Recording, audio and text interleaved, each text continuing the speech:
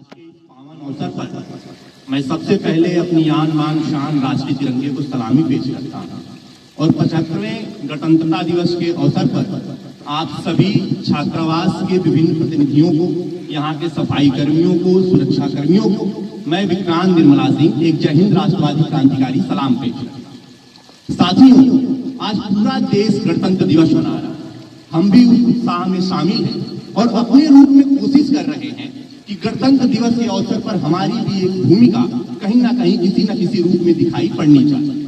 और हर गणतंत्र दिवस पर जो मेरे अभी पूर्व में साथी कह रहे हैं कि सवाल एक ही है कि जब 47 में हम स्वतंत्र हो गए थे तो 50 में हमें गणतंत्र होना क्यों था।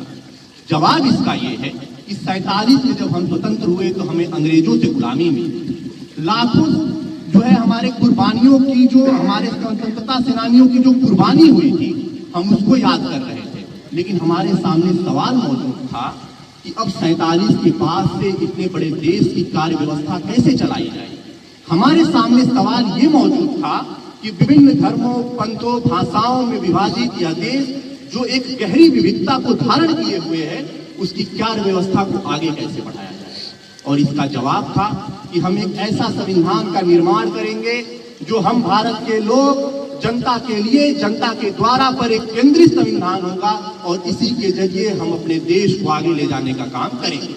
और इसी उद्देश्य से हमारे संविधान सभा का गठन किया गया और 2 साल 11 महीने 18 दिन के भगीरथ प्रयास के बाद 26 नवंबर 1949 को हमने स्वीकारा कि हम भारत के लोग, और जब हम भारत के लोग कहते हैं तो ये मेरी बात होती है, आपकी बात होती है, और यही गणतंत्र कहलाता है।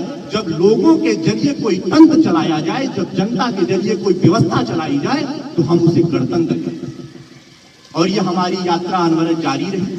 हमने तमाम युद्ध देखे, हमने तमाम आर्थिक संकट देखे, सरकारें आई गई, हमने चुनी हुई ताकतवर सरकारों की इमरजेंसी देखी। उन सबके बीच में हमारा देश अनवरत चलता रहा। कारण एक ही था कि जो हमारे संविधान की आत्मा है वो इतनी जीवंत थी कि हम कभी भी किसी भी चुनौती के सामने झुके नहीं। और आज यही कारण है कि जब 26 जनवरी 2024 को मैं देखता हूं तो मैं यही महसूस करता हूं कि अब दुनिया कह रही है यस, इंडिया मैटर्स। आज जब मैं 26 जनवरी 2024 को देखता हूं तो पाता हूं कि हम दुनिया की 5वीं और सबसे बड़ी मजबूत अर्थव्यवस्था बन गए। आज जब मैं देखता हूं तो मैं पाता हूं कि हम 4था सबसे बड़ा बाजार बन चुके हैं। आज हमारे पास 3री सबसे बड़ी और मजबूत सेना उपलब्ध है। हम साउथ पोल पर उतरने वाले पहले देश बन चुके हैं। कोई ऐसा क्षेत्र नहीं बचा जहां आज भारत ने अपना लोहा नहीं इस्तेमाल किया। तो इसलिए आज जो ये 26 जनवरी 2024 का दिन है, ये सिर्फ राष्ट्रीय गर्व का दिन नहीं, हमारे लिए प्रण और प्रतिज्ञा का दिन है। सन 2047 में भारत अपनी आजादी की 100वीं वर्षगांठ मना रहा होगा।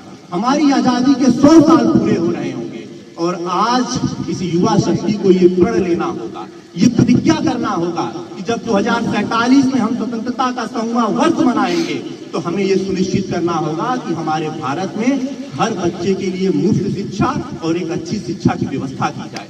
हमें यह सुनिश्चित करना होगा कि देश के हर बीमार के लिए एक अच्छी, सस्ती इलाज और विश्व स्तरीय सुविधा का जो है किसी भी तरीके से उनके लिए हमको ये सुनिश्चित करना होगा। हमें ये सुनिश्चित करना होगा कि इस देश के किसानों को एक सम्मान पूर्वक जीवन मिले और उनकी आमदनी उनकी लागत के मुकाबले कई गुना ज्यादा हो जाए। हमें ये सुनिश्चित करना होगा कि 2047 तक हम भारत को ऐसा बना देंगे जहां के हर बुजुर्ग के लिए पेंशन की व्यवस्था हो, बीमा की व्यवस्था हो, जहां के हर महिला के लिए समान अवसर उपलब्ध हो, उसको एक सम्मान पूर्वक जीवन मिल सके और उसको ये खुला आसमान मिल सके।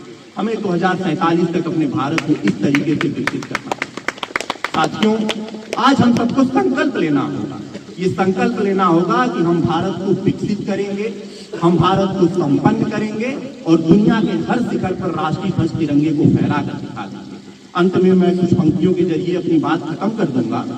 ये राम का देश है, ये राम का देश है, ये श्याम का देश है। ये राम का देश है, ये श्याम का देश है, ये बुद्ध की धरा है, ये गांधी का देश है। ये राम का देश है, ये श्याम का देश है, ये बुद्ध की धरा है, ये गांधी का देश है।